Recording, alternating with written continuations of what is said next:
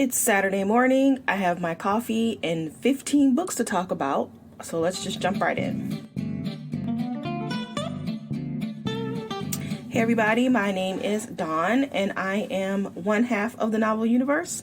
And it will just be me today as I will be doing what I am calling my fall reads because I've been a lazy ass these last couple of months and have not done my read pile for September and October. So I'm going to do for all 3 months, September, October, November. I read 15 books. Several of these books, well, not several, maybe like 4. Ashley and I did in depth on the podcast, so I will just say link in the description. I'm not going to go into them too much. But yeah, let's get started. As I look at my list here, like everybody has their own opinion of what's considered a good rating and what isn't. I personally think anything under a 4 is bad. To me, a 4 means it was good but not great, and a 3 means it was not good. But a lot of people think a 3 is just an okay rating and like it's acceptable. For me, a 3 is bad. And I'm looking at my list here and I have a lot of 3s. And I guess that's why Goodreads has given me an average rating of 3.3. So that makes a lot of sense. Oh, all right. Well, let's just get started. These are in no particular order. It's just it's the order of I read them. So let's just go. First book I read was Serpent and Dove by Shelby Mahiran. I know this is a very popular book. I know a lot of people loved this book. I just read it this year. I'm late to this party because I had a feeling I wasn't going to like it, but I was forced against my will to read it because Ashley wanted to do Blood and Honey for the podcast. Sorry, Ashley. So Serpent and Dove, I'm not going to be doing any descriptions of the books that you guys are familiar with. You guys know what Serpent and Dove is about. I'm not going to describe it. I gave this a 3.5. The first quarter of the book was really good. I liked the writing style. I did enjoy how there needed to be a balance in magic. I think that's kind of magic canon, but I don't know, the way she described it as when Lou had to, in order to use magic, she had to let go of memories of Bastian or Baz. And I don't know, it seemed to be, I like that because you could feel her pain of having to lose good memories, especially when she doesn't have a lot of good memories. So for her to have to lose something that precious was really sad. So I liked that part of it. My issues with this book were the potential wasted. I prefer a more critical read, and this book started off as the potential of being critical. However, the theme of especially what the cardinal was bringing, being just blindly prejudiced against a group of people or the witches, that's a good theme in itself, but I don't think Mahiran did anything deeper than what we've already read before. It was just this group of men who were hunting female witches, and the whole women are inferior or witches are inferior, or, she could have done so much with that, but she didn't do anything new with it. The cardinal himself could have been an interesting character, and she didn't, once again, drop the ball on that one. I was really liking the Jean-Luc and I forgot the main character's name. Reed. Jean-Luc and Reed had a really interesting relationship, and I was hoping that would blossom into something good and different, and that didn't happen.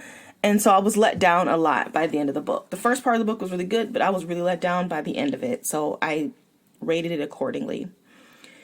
Blood and Honey, I gave a 2 because it was just a hot mess. The whole but the whole plot device of we all must band together to bring down the main villain has been done many times before. And so as an author, you have to figure out a new way to tell that story, and she didn't. She found a worse way to tell that story. And by that, I mean she introduced werewolves In this book, I don't think werewolves were in book one, and the werewolves were just supposed to go along with the plan without any backstory of why they need to sacrifice themselves to take down Morgaine. And if she did give them a backstory, it was info dumped, and it wasn't really like an integral part of the plot. If you're going to have a group of people that are going to come together to bring down the main one, I need to know specifically why this group of people really want to bring her down, and not because you told me that she's mean to me or mean to them, and therefore they're going to risk their lives to bring her down. Like, that was just a big old mess. It was a lot of Reed and Lou and their BS problems I did not care about, and it was way too long. So I, suffice it to say, will not be reading book 3. I am not interested in their story at all. And let's move on to the next book. A Deadly Education by Naomi Novik. Ashley and I also did this book for the podcast. If you want to hear our rating in depth, you can click the link in our bio. But really quickly, I think I said I gave my rating. By rating, I gave it 3.5 for this book. I read Uprooted, like I DNF'd Uprooted, and that was the last time I read her book, and that was a long time ago. So I know that Novik is a very popular author in the book world, and so I wanted to maybe try her again to see if when I read Uprooted, I was just not in a good space that week, and I just was wrong about her writing style. I don't think Uprooted was told this way. Okay. So I have the same problem that everybody else has had with this book. The exposition of this book is disgusting. I don't like info dumping. That's a deal breaker. Info dumping is a deal breaker for me, meaning if there is an info dump, I am going to lower my rating immediately. And this book was 70% exposition. And this is a choice that Novik made to tell her story this way. I don't know why she decided to tell her story this way. That boggles me that no one told her, there's this term called info dumping that readers do not like. Maybe you shouldn't do that through your whole book. I don't understand. Anyway, there were some really interesting elements in this book, and that's why I rated it, I'm going to say high. Typically, a book that has this much info dumping, I probably would give a 2. But because the story itself was interesting. Was it necessarily different? No. We've read magic schools before. I personally didn't equate it to Harry Potter. I wasn't getting Harry Potter vibes until I did the podcast with Ashley, and she was like, everybody's saying it's like Harry Potter. And I was like, what? I wasn't getting that at all. So that's not a count against it for me. But I did like the idea of this magic school and how there are no teachers and how everybody is out for themselves and you really don't have any friends. And then we have this main character who is an anti-hero, and from the start that she doesn't seem to be in the beginning because she is trying to fight it and she's saving people at the same time, but her prophecy and what her lot in life is. And so it's interesting to see how she is battling her prophecy and her dark magic inclinations and how that's going to pan out. That was interesting to me. So I did give it a 3.5 because of that. I probably will read book 2 because I know that it is going to be a lot of info dumping. I'm hoping that Novik will not do that. I'm hoping she did that in the first book because she needed to acclimate the reader with her world, and that it won't be so much information dropped on our head and we get more of Elle's gal. What's her name? Gal? Whatever, you know what I'm talking about. If we get more, I want more of her story in Orion. Okay, yeah. All right. I'm not really too sold on Novik. I'm going to reluctantly go in and read book 2. Next is Cemetery Boys by Aiden Thomas. I gave this a 3. A reluctant 3, by the way. Okay. This book was difficult for me to rate because I'm being pulled in different directions. I am a teen librarian. I buy teen books, and I like this book because of the representation. I have been a teen librarian for 8 years. I've been purchasing my collection, and it is very, very, very difficult to find Mexican teens who are also queer on the cover of a book. Like, you can find some books with Mexican leads that's contemporary. There's still not a lot of them either, but to have a paranormal or fantasy slant is difficult. And so immediately I was like, yes, I'm going to buy this book. I'm going to recommend this book, and I will. However, the substance of the book is not great to me. And here's why. Our main character is a trans boy, and when I read books like this about other cultures, I want to know what it is like to be trans or queer in the Mexican community. I didn't get that here. I don't know what it's like. When I finished this book, I didn't feel like I understood what it feels like to be queer or trans and be Mexican. The way the father dealt with his new son was standard, what you would see in any other YA book. It was a lot of, I'm used to having a daughter and I need time. It was a lot of ignoring the main character. I can't remember his name. Sorry. Yadriel. Ignoring Yadriel. Telling, no, you can't do that. This is what men do. A lot of that passive aggressive. What's the word? Just a lot of passive aggressive behavior towards his son, whereas the mother was more accepting, and that is as deep as it got. No. I can read that in any culture. I want to know, is it something specific? And maybe there isn't. Maybe there isn't anything different in being a queer teen or a queer person in Mexican culture. Maybe that's what it is. I don't think so, because as a Black person, being Black and gay or Black and trans, or there are specific things to the culture that is just not acceptable in Black culture, where it might be more in like white culture.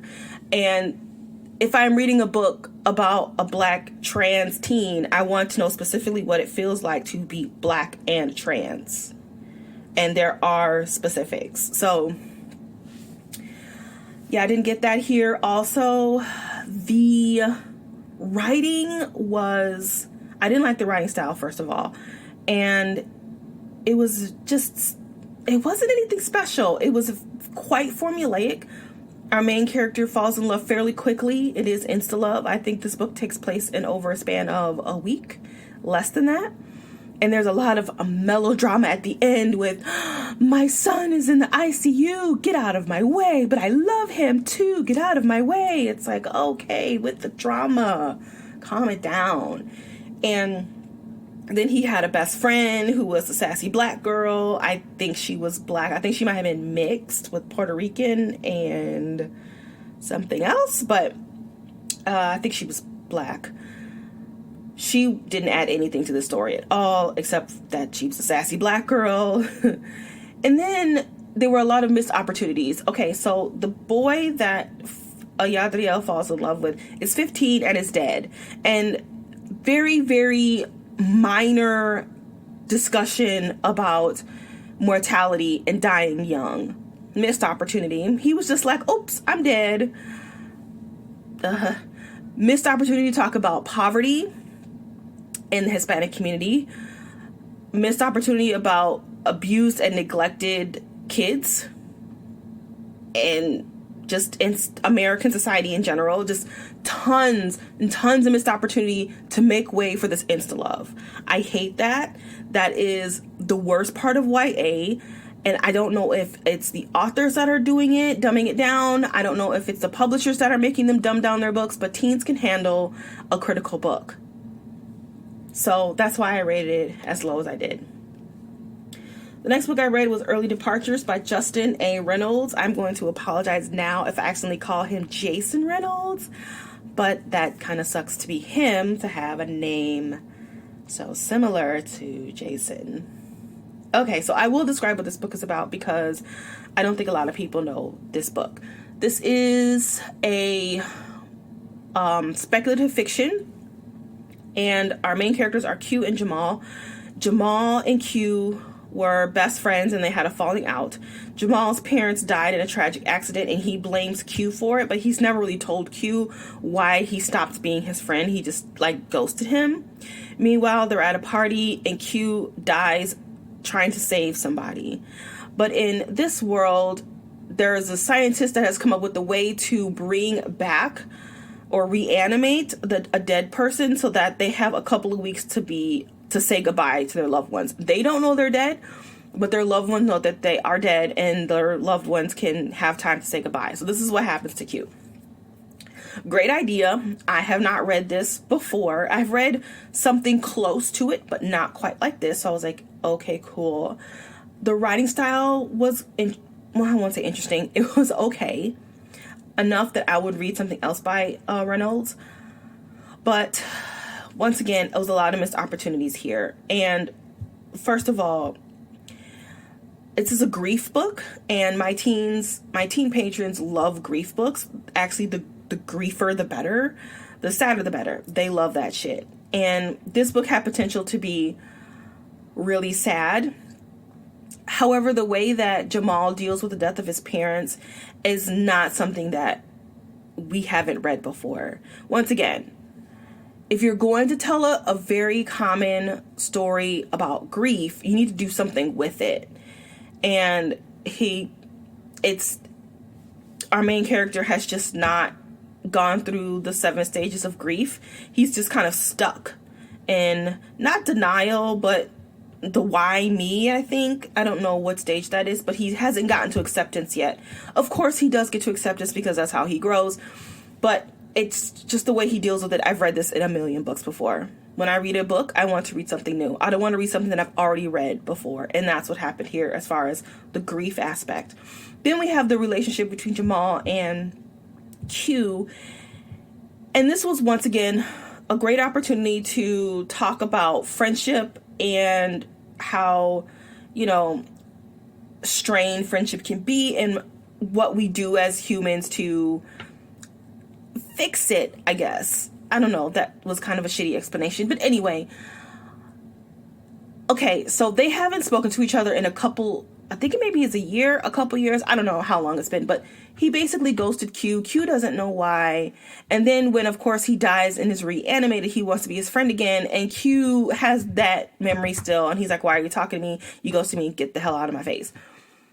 And in this book, they have one discussion and they're best friends again. And I had a problem with that.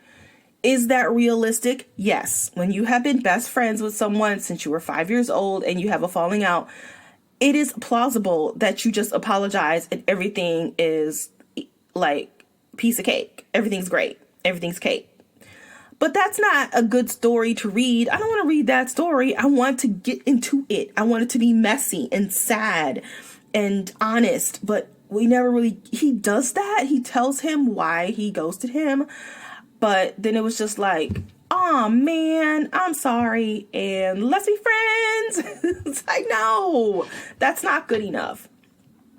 Also, the main character Q dies fairly early in this book. And so now, even though he comes back and we get to know about him, we really don't get to know him. All we get to know is that he wants to be a stand-up comedian. That's pretty much it. And I wish Reynolds could have developed that character better. And he made avenues for himself to do that. The two boys had a YouTube channel. And we could have seen their relationship before the fatal accident of his parents through this YouTube channel, but he doesn't really do anything with it, which is unfortunate. Just once again, a lot of just missed opportunities here. I would read something else by him. I do think that he has a good, his writing style was okay. He seems to have some interesting and different ideas. However, this wasn't hitting it for me. I would recommend it if you are a librarian. I would recommend choosing this book for like book club or something, because there are some things that you can discuss in this book if you have a book club. It's not, I would pick this for like a book club for like, not like experienced readers. I don't know. I don't think that's a term, but I wouldn't give it to like a group of smart kids. Not smart kids. That's mean. Maybe for like some freshmen. If you have some freshmen in your book club, I probably wouldn't give this to seniors because they're not going to be challenged by this book at all. Next is We Are Not Free by Tracy Chee.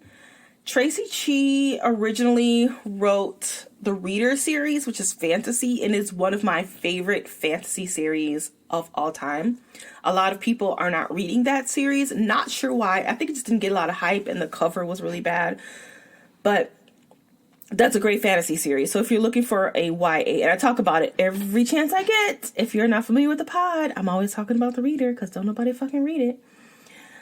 But Tracy Chee has decided to go and do historical fiction because she is a Japanese American, and her family were part of the internment camps during World War II. So she wanted to tell their story. Admirable. I gave this book a 3.5. Mostly it's a me problem, not a book problem. I am not a big fan of historical fiction. So that's already a count against it. That's why I say it's a me problem. If you like historical fiction, you might like this. But my big problem with this one is I don't like the way it was told. So if I do read historical fiction, which is rare, I like historical fiction that's told like a story. Like we have fictional characters who are dealing with real situations. Technically, that would be historical fiction because it's fiction, it's historical. The historical fiction that I usually read is from Ruta Sepetys, who, like I said, takes fictional teens and put them into real life situations, which is what historical fiction is. But her stories are read like a story. And I also like Julie Berry because she kind of adds a speculative slant to it. So when I say that I didn't like the writing style, this doesn't have a story-like feel to it. Just a quick background of this book. It is about 6 or 7 teens whose family was taken to internment camps during World War II. Okay, that's pretty much what the book is about. So as I said, there are a lot of teens in this book, and because of that, you don't really get invested into any one of their stories.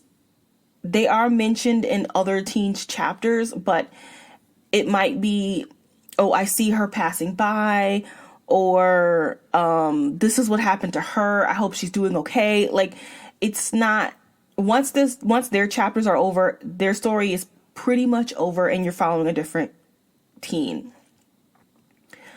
I didn't really like that. So this book is more, and the way I talk about it, you're like, so what's the problem?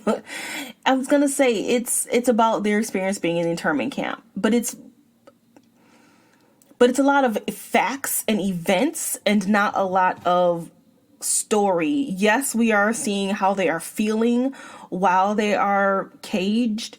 However, there's not a lot of story. It's just what they are experiencing. It's just them. And then we meet another character and they're experiencing something different because they might be a boy as opposed to the girl in the previous chapter. And the next person is experiencing something different because they don't have 2 parents. Maybe they only have 1 parent, whereas the other characters had 2. So it's like a different dynamic from each of them, which is good, but I don't know. Tracy Chee is a fantastic storyteller. The woman can tell a story. And even though it was historical fiction, I was like, well, she can tell a story. So, hey, let's read it. And I didn't It's just not for me. It's not for me. I did only take U.S. history in high school and only took it for 1 year. And we talked about World War II as far as Germany and the Holocaust. So we really didn't spend too much time in the United States during World War II in my history class, which doesn't make any sense because it's a U.S. history class. Anyway. And then the other half of the class, it was an election year, so we talked about the election. Which, once again, not a government or a civics class. It was a history class. Anyway, we talked about the election. So I don't really have a big background or knowledge of the Japanese internment camps, and so I got some information from here. I learned a lot. That definitely happened. I definitely learned a lot. So that's good. I didn't know anything. I just knew that that it happened, but I didn't know. I knew why it happened, but I didn't know how they were taken, how long they were there, what they were doing while they were there, the racism they experienced. I didn't get any of that. All right, it's not unpopular opinion, but it's uncomfortable time now. Okay, so I am Black, and it was very difficult while reading this book to not play the, well, my people had it worse than you game. It's hard to not play that game. And I know this sounds terrible, but as a Black person, it's like, okay, yes, I'm not diminishing the Japanese American experience during World War II or before or after in any other time at all. But as a Black person reading this, it's like, yeah, you guys had it bad, but were you lynched? Were your people raped, which I'm sure they were? Were you drowned with water hoses? Did the policeman beat you till you died? Probably did that too. Are they still doing that today? I don't know. It's hard to play that game. So once again, not diminishing their plight, because anybody who is not white, able-bodied, heterosexual experiences some kind of ism being an American or being an immigrant. Just being in America, you are going to experience some kind of ism if you are not white, male, and able-bodied and heterosexual. So everyone has their story. I appreciated the story. Like I said, I learned a lot. I just didn't like the way it was told, if that makes any sense. But once again, that's a me problem, not a book problem. So I will recommend it. You should read it. If you are a librarian, buy it and recommend it, book talk it, and all of the above. All right, the next book I read was Crazy Stupid Bromance by Lisa K. Adams. We read this one for the podcast. This is book 3 in the Bromance Book Club series. I gave this a 3.5. I liked the first book the best. I think that what this book was missing was the actual book club aspect, which I think is why this book is different and special than other books. I don't read a lot of romance, so maybe this is a common theme. I don't know. But to me, this is different, the book club part of it. It wasn't a lot of book club, and when we were at the book club, Noah was being a dick, and I hated Noah. Was quite insufferable throughout most of this book. So that was one issue I had with the book. Secondly, okay, so the way this book is written, or the way this series is written, is you are introduced to the other characters in previous books so that when it's their turn to have their book, you kind of have some background information on them. I felt like that didn't happen for Noah and Alexis. It happened for Liv and Mac. Liv and Mac were in the first book a lot. And so when it was their book for book 2, we kind of already knew their backstory. However, that didn't happen with Noah and Alexis. We kind of got to know Alexis, like what happened to her. We didn't really get to know her personally, but we know what happened to her. And Noah was in it for like a page. So we didn't know Noah at all. Now, you could be like, well, all books are like that. When you read a new book, you don't know anything about the characters and you meet them when you open up the book. Sure. But that's not how this series is told. This series is told as you meet this book's characters in previous books. I didn't get that, and I didn't like that. I didn't get that, and that bothered me. And I don't know. I don't know. It's just okay. The book is okay. I like the first book better.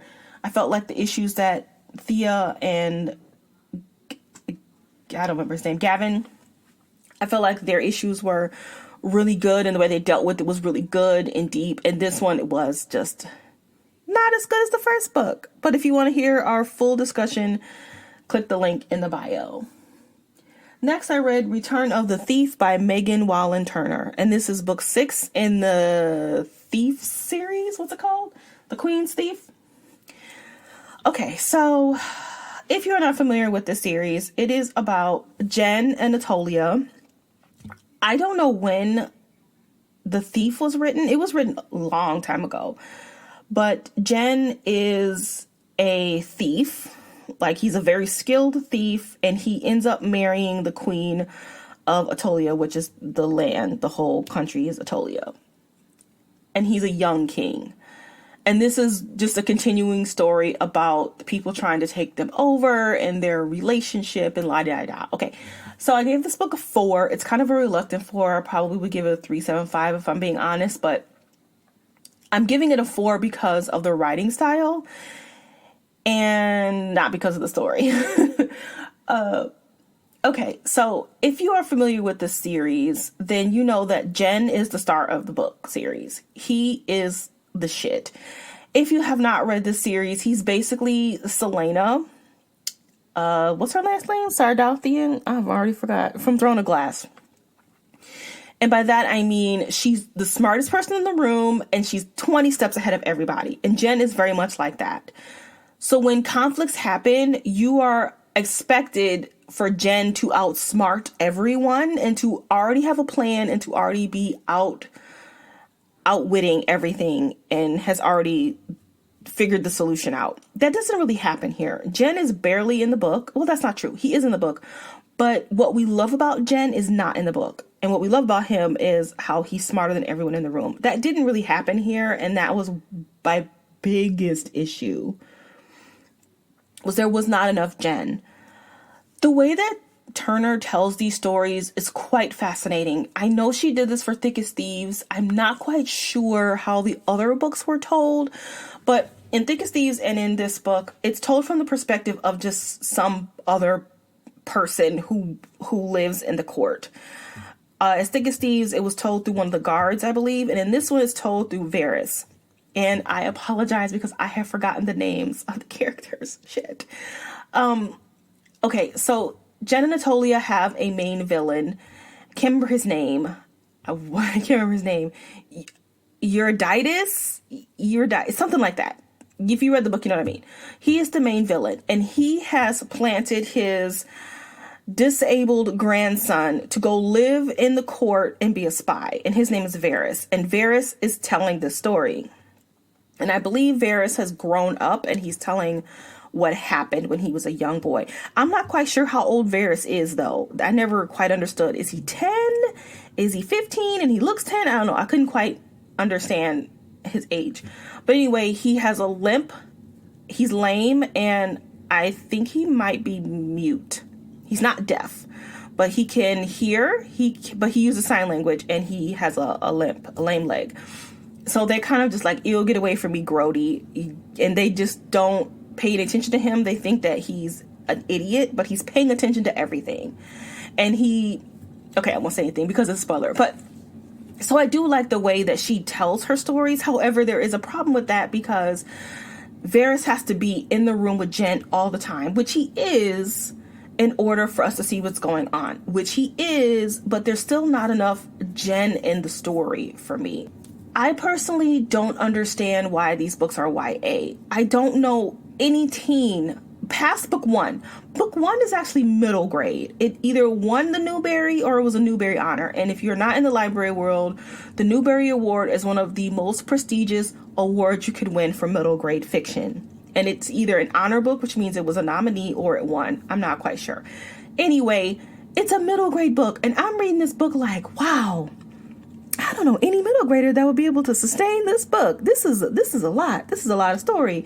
And the rest of the series reads like adult fiction because, and not because of the content, just the pacing is so slow. And the court politics is like really thorough. And I don't know what teen is reading these books. And this book is no exception. It is very slow. The court politics, there's a lot of it. There's a lot of dialogue and not a lot of action. And the action is not on the page because Varys isn't fighting. He's got a lame leg. He's a child. So he's not in combat. So we don't really see combat because he's not in it. We can only see what he sees. So if you're looking for action, it ain't going to be in this book. It's still a good book, but I think it would be better if it was an adult book because then she could have put some F words and some sex. And I think this book series would have been just elevated if she could just do more with it. But because it's YA, it's PG. And I want her to write adult fiction. I think if she start writing adult fantasy, oh man, she's a very good storyteller. But yeah, it was a bit of a slog to get through. I'm not gonna lie. I don't like court intrigue. I don't like war strategy. I also forgot. My biggest issue was the villain and what happened to the villain. And I'm not gonna say this is a spoiler, but if you read this book, you know what I'm talking about. I didn't like that at all. I was very upset. So I like a good villain, and I thought it's not Uranus. It's Eurydantus. I don't know. They're all Greek words. But I liked that villain, but I didn't like what happened to him. Yeah. All right. I'll just let that one go. All right. The next book I read was Everybody Looking by Candace Ilo. I apologize if I'm saying her name wrong. This is told in verse. This was actually an NBA NBA nominee honoree. It was shortlisted for the NBA. The NBA is the National Book Award. Once again, it is a very prestigious award. And she was on the shortlist for it. So this is about a teen girl. She is graduating from high school. Her father is a Nigerian immigrant. Her mother is African American, but her mother has some issues and she doesn't live with her. She lives with her father, who has remarried. I believe he's remarried. And her father's very strict. He's like, you're going to go to church and you're going to go to school and you're going to study hard. And then when you graduate, you're going to major in something that makes you money so you're not poor. And she's the type of girl where she's just like, okay, I'm going to keep my nose clean. I'm not going to talk back. I'm not going to rebel. I'm going to go to church. I'm going to pretend like I like it. And I'm going to question it in my journals and in my head and not out loud. And I'm going to get my grades up. And then when I get to college, peace out, motherfuckers. I'm going to do whatever the hell I want. And that's what she does. Actually, incidentally, I believe she goes to Howard University, which is a historical Black college that Kamala Harris went to. So that's cool. Okay, I like the beginning of this book a lot. I like Candace's writing style. I like the whole questioning of religion because it kind of reminded me of myself. I grew up in a pretty religious house, and it wasn't, questioning religion wasn't frowned upon, but I don't know, it's just something inside of you where you're like, should I be asking these questions? I'm just gonna keep it to myself. So she does that. I thought that was written really well. I like that she just did her work and she didn't talk back, and she didn't, because we always read stories of these kids who are angsty and they run away and they talk back and they get into some shenanigans, where a lot of teens don't do that. A lot of teens just kind of just do what their parents say until they get out of the house. And so I appreciated reading this girl's story. That's where the goodness ends. So she gets to college, and this is where it starts to go wonky. I also didn't mention that she wants to be a dancer, but her dad is like, hell no, because dancers are poor. So she kind of is like, okay, once I get out of the house, I'm gonna try and do some dancing whilst I'm studying accounting. I think she's studying something financial. I don't know. Okay, so she gets to college and she starts to make some really weird decisions, in particular with this boy. And we don't really see her with boys because we're not really with her. We're only with her on her high school graduation. So we don't really know her dating background really, or if she had one while she was in high school. But when she gets to college and she starts dating this guy who treats her like shit, and she lets him. And so of course she tells the story about she had incident with sexual assault. But she only mentions it once. And then we see her at a clinic, and she doesn't, the whole sexual assault storyline doesn't ever come back. And I know you could argue, well, it's part of her growth and she doesn't have to say it out loud. As a reader, it should be inferred. True. However, if you're going to drop a sexual assault bomb in the middle of your book, you don't just walk away. You have to make it part of your story somehow. It doesn't have to be obvious. You don't have to knock me over the head with it, but it still should kind of be in there somehow, as far as how it's affected her relationship with men or women or friends or authority or whatever. But it never comes back into play. And then she just starts skipping class to go dance, and I understand that, but I think she might be on scholarship. I don't know. It's the choices she was making was just bizarre, and it ended quite abruptly. I don't know. I would read something else by Candace, but I knew this book was not going to win the NBA because it was missing a lot. Okay. Oh, I gave this book a 3.5, by the way. It is worth a read if you are looking for Elizabeth Acevedo read-alikes. It is a good read-alike for that book. All right. Next, I read Igniting Darkness by Robin Lefevers, and I DNF'd this at 70%, and I hate to say it. I hate to say it because this was one of my anticipated reads for 2020. I like Robin Lefevers. I like the His Fair Assassin series. Sabella is my favorite character. She is in this series. She is the star of this series. I was very excited. Book 1, I actually liked the other character's story arc better. Genevieve, her story was way better, so I was hoping in book 2 we would get more Sabella. And we did get more Sabella, but it wasn't good stuff. Okay, so I DNF'd to 70% because this is exactly what happens in this book for the 70% that I read. So the Queen of Brittany, I think, yeah, she's still in the story. I don't know how old she is, 14? She's ministrating, so she's at least 14 or whatever. And the king is still a little bitch, and Genevieve is kind of caught the eye of the king. She's not banging him, though. She just listens to his bitching, which I thought was dumb. She should have at least been like, you know, hooking him up or something. But anyway, so the whole 70% of the part that I read went as follows. There was an assassin in the court. They take Sabella to the king, and the king's like, Sabella, did you kill that guy? She's like, no. And he was like, okay, bye. And then a couple days later go by, another person's dead, and Sabella gets taken to court to the king, and he's like, Sabella, did you kill that person? She's like, no. And then the regent is like, yeah, she did, because she's jealous, and she wants to give it to Sabella.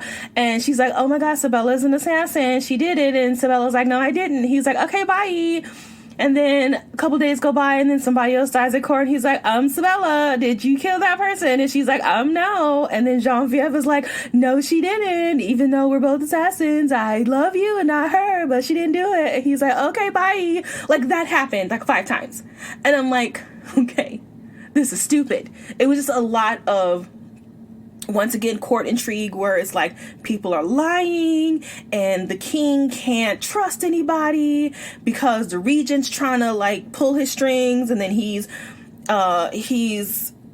paranoid that Genevieve is trying to pull his strings, which she is, but he doesn't know it because he loves her. And then you got the Queen of Brittany who's like on Sabella's side, and it's just a lot of all of that bullshit, which ordinarily would be interesting, but because the plot was so slow, I stopped caring. I think the king needed to be a little bit more extreme in his paranoia. I think that would have made it a little bit better. It was just him repeating himself. I can't trust her. You lied to me. Blah, blah, blah. He's kind of reminding me of I don't know if you guys watch The Boys on Amazon, but he's reminding me of Homelander a little bit. But Homelander is a much better villain. I have recently started watching it. I've been binging it this week, and I really like it. So, of course, I had to put a Homelander reference in podcast today. So I did. All right. If you read Courting Darkness or Igniting Darkness, and it's good, and it ends well, let me know, because I gave up. All right, the next book I read was Where the Dreams, that is not the title, Where Dreams Descend by Janella Angelis. I DNF this one at 75%. Hoo-hoo. I kept seeing this book all over Instagram. I'm thinking it was in an owl crate or something. It's because everybody was taking pictures of it. The cover looked really cool. I was like, okay, well, let's see what this is about. Ugh. All right, I don't think I need to say what this book is about because all y'all have read it.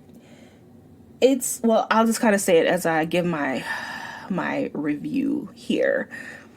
Our main character, Kala, I think that's her name. I've already forgotten these people's names. I read this book less than a couple weeks ago, and I've already forgotten. That tells you how much I didn't like the book. Kala is the star of this casino show.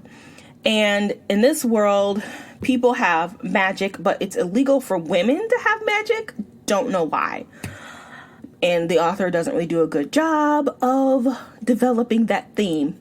Anyway, she's the star of her casino show. She lives with this mysterious casino owner guy, and he's basically keeping her there. She doesn't know why. And one day she sees a flyer of this town, Glorian, and they're having this competition of magicians, and she's like, ooh, I want to compete in that. And old dude is like, no, you cannot go because it's dangerous. And she's like, whatever, dude, I'm going. And in chapter 2, she gets out of there. No setup for their relationship at all. No setup for why Glorian is great and or bad. She just has to easily make it through this horrible forest that she has no problem making through. She gets to Glorian. She meets this guy who comes out of 1920s gangster movies. He's like, hey girl, how you doing? Yeah, this is the bee's knees. He talks like that, and he kind of looks like that, and I was like, okay, whatever. So she competes in this competition. Now, I have been promised a competition of epic proportions, and what I got is a shitty American Idol. The judges in this book are basically like, nobody that's competing is great, and the only one that's great is this woman who can just do fire, because I guess fire is magical. I don't know. And that's it. In the show, this whole spectacular, I think that's what it's called, a spectacular, it's supposed to save the town of Glorian. She thinks Glorian is this amazing place, when in actuality, she was in Vegas and Glorian is Reno, instead of it being the other way around. Glorian is a shithole, and this whole show is supposed to save it, but the rest of the performers, A, they suck, and B, they keep disappearing for whatever reason. New storyline, we have this judge named Daro, something like that. And he has an interesting storyline. He's there to find a missing person. His sister has gone missing, and Glorian is kind of mysterious. There's some gates of hell or some bullshit. I don't know. Anyway, he's going to find his sister, and there's a lot of mystery around the town. Magicians are disappearing. There's a forbidden forest, and all of that gets halted because he falls in love with Kala.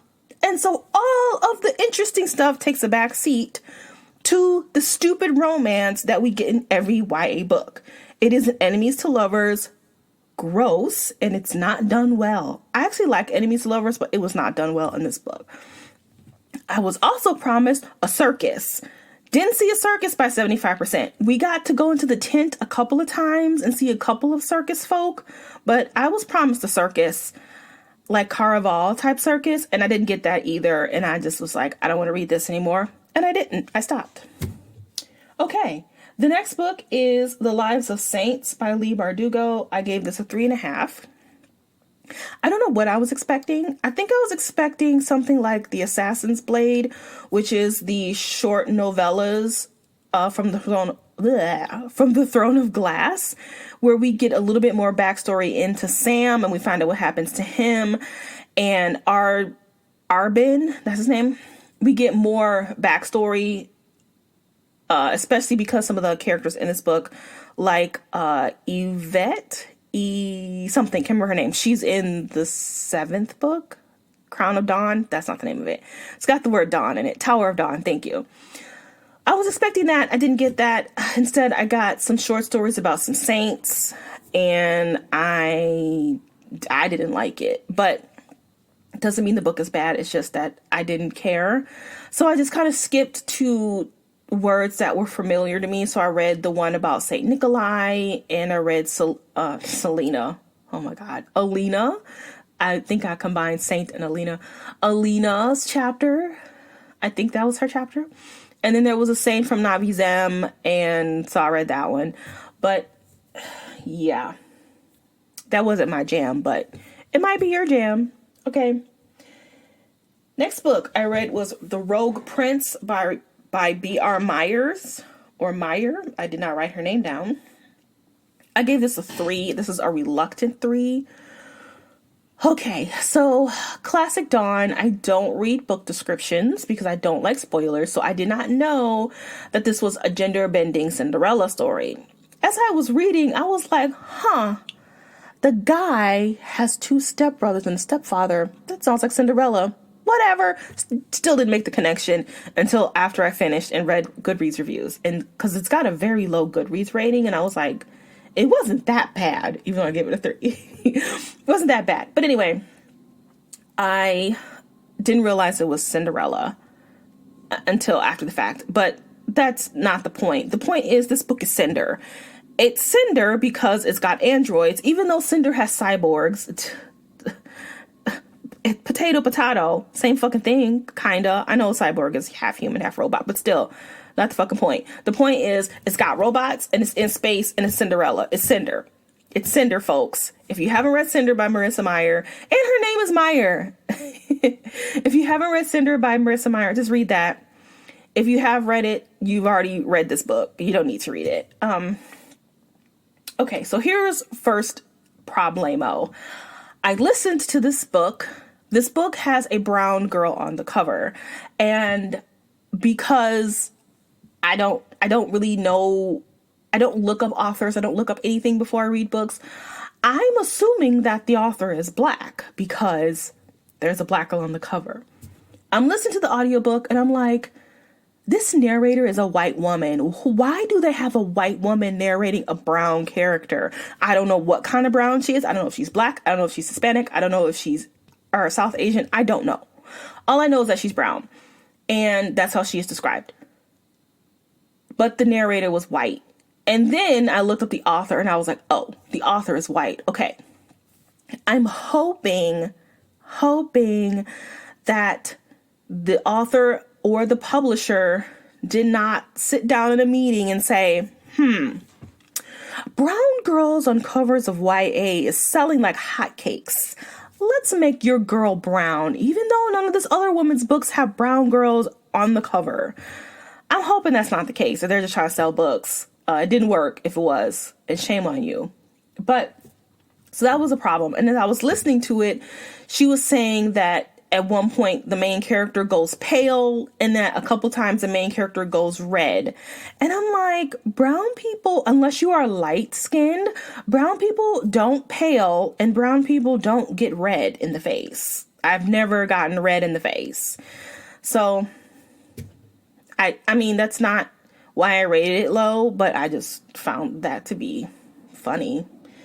Because a white person is writing a brown person in there saying that they go pale and they blush, which they don't. Okay. So the problem with this book is it's Cinder. It's Cinder. There's nothing special here. It's Cinder, and Cinder was written better. That's all. Next book is Among the Beasts and Briars by Ashley Poston. I gave this a 3.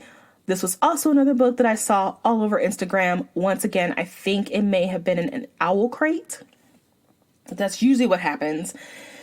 And I listened to this one as well. Okay. So this book is, once again, not special. It's very familiar. It's ticking all the boxes. We have a girl who is not special. Actually, she is special because she has a special power. And it's a secret because she can't tell nobody that she shoots forests out of her wrist, except everybody knows it and nobody fucking cares. It was done better in When the Moon Was Ours, by the way, but whatever. So she's friends with the queen or the princess, and she was friends with the prince, but he was taken by the Forbidden Forest, another Forbidden Forest of October that I read. And the king is dead, so now the princess, is time to be queen, and it's her coronation. And of course, during the big party, something bad's gonna happen because duh. And it does. And she has to go into the forest to do something. I don't know. But anyway, she's got a little fox with her, so I guess that is supposed to make her special. It doesn't. And there's a villain who wants things that she shouldn't want. And then there's a guy that's hot. And this is what killed me. Okay, so she is in the forest and she gets attacked. I can't remember by what. And the guy runs away because he sucks and he just leaves her. And then she finds him and she's like, "You're a coward. You left me." And he's like, "I'm sorry." And then for the rest, well, not the rest, but for 30% of the book, all she does is call him a coward. And everybody calls him a coward. And as a person who's ever read a book ever in your life, that he's going to grow because he's going to save her and not be a coward again. I just kept waiting for that moment because of course that's going to happen. And of course it did happen. And if you just want an easy book that you've read 5 times already, then read it. It's not a bad book, but it's not special either. And the last, finally of 15 books, was Skyward by Brandon Sanderson. I gave this a 4.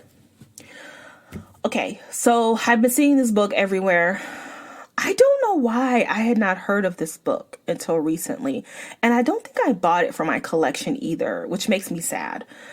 And it may be because, I don't know, maybe I thought it was an adult book. Because I know Brandon Sanderson writes both middle grade and I think he writes in middle grade. Maybe he just writes YA and adult. And I must have thought this was adult because I didn't buy it for my collection, but I will. Anyway, you probably have not heard of it either because it's not one of those flashy Instagram books that people talk about all the time because it's science fiction. It's not fantasy. It's about a girl who it's science fiction. So it's set in the space and it's set in the future, not on Earth, on some other planet. And this girl and her community lives in caves because there are these aliens called the Krell who are constantly attacking them. And pilots are revered because they fight the Krell. They're basically the army. Her father is in the army. He messes up and he is branded a coward. Once again, we got another coward, but this one was done better than Briars and Beasts. And he dies. And so through her whole school life, she has been basically called the daughter of a coward. And so she wants to be a pilot to show everybody that she's not a coward. Her family's not cowards. And she's just trying to prove who she is, that she's a good person to herself and to the rest of the community. That's what the book is about. Okay. I only had 2 problems, and one of those problems is a me problem. It's not the book problem. I don't really like space stuff. I don't really read science fiction. I read fantasy more, and I like science fiction, but I don't like it when it's about space. And this book is retold with flight school and ship talk and space talk. And I was just like, oh, I don't care. And I kind of was skipping through all that stuff. But that's a me problem. It's not the book's problem. If you like that stuff, you will probably rate it higher than what I rated it. And the other thing was that, once again, this is a me problem, is that I have found that male authors of fantasy and science fiction tend to be a little bit more loquacious than women. And I'm talking Pierce Brown and Red Rising, Jay Kristoff, Brandon Sanderson, these men. And I'm reading, right now I'm reading The Name of the Wind by Patrick Rothfuss. Long-winded. They just talk on and on and on and on and on. It's dude, get to the friggin' point already. And that was another one of my problems. This book was 30 pages too long. He could have buttoned all that up really quickly. And some of the things were kind of jamming me over the head. It's like, oh my God, she's a coward. She's not a coward. Whatever. Can we just get on with our lives here? But other than that, this book was really good. I really liked the main character. He made her insufferable, and he made you like want to just shake her. But he did it on purpose, and he did it well, because there were so many moments I was like, girlfriend, you are killing me. So that was good. I liked the other characters, including the main guy, Jerkface, and there were some adults in this book, which is always great to see adults. So there was her flight school instructor and the commander or admiral or whatever, Ironsides. I thought it was funny that is a woman and they kept calling her sir instead of ma'am, but whatever. She had an interesting character, and Cobb did too, which was her flight instructor. So I was invested in all of the characters, including the ship she finds. The ship is called M-Bot, and he was really good too. Kind of reminded me of, I forgot the name. From Cinder, what's her bot's name? You know who I'm talking about, her bot. So I liked all the characters. I liked the world. It's a familiar world, but he put his own little slant on it. I like that the pacing, even though I thought it was too long, the pacing was done really well, in that a lot of times YA, the big stuff happens at the very, very end, but he doesn't do that here. He kind of sprinkles big stuff throughout. So I like the pacing of it. It was never boring. With the exception of the ship talk, but that's a me problem. It was never boring. It kept going, and there were things that were like, oh no, it's happening. Oh, it was kind of intense, not really intense, but intense, mostly because I was skipping over the battle stuff. I didn't really care. So maybe if I didn't skip over the battle stuff, I probably would have felt more tension, but whatever. We'll just skip past all that. Anyway, it was written well. I liked all the characters. It's a really good book. If you're looking for a YA science fiction that you haven't read yet, I would recommend it. I will probably read book 2. I don't know when I'm going to get to it, but I will read book 2. Okay, that is my list. That was 15 books that I had to talk about. It was very long. I apologize. And I am also taking a sabbatical from YA fantasy for a while because I'm sick of it. I think after I read Rogue Princess and Beasts and Briars, it just put me over the edge of YA, and I was just like, I can't read this anymore because it's starting to get repetitive and it's really starting to bum me out, and I don't want to sour on YA fantasy. So I'm going to take a break in December, and I'm going to start reading some adult fantasy. As I said, I am reading In the Name of the Wind. I know that is not the name of that book, but that's what I'm calling it. And my next book is The Age of Dragons by Evan Winters. That is my next book.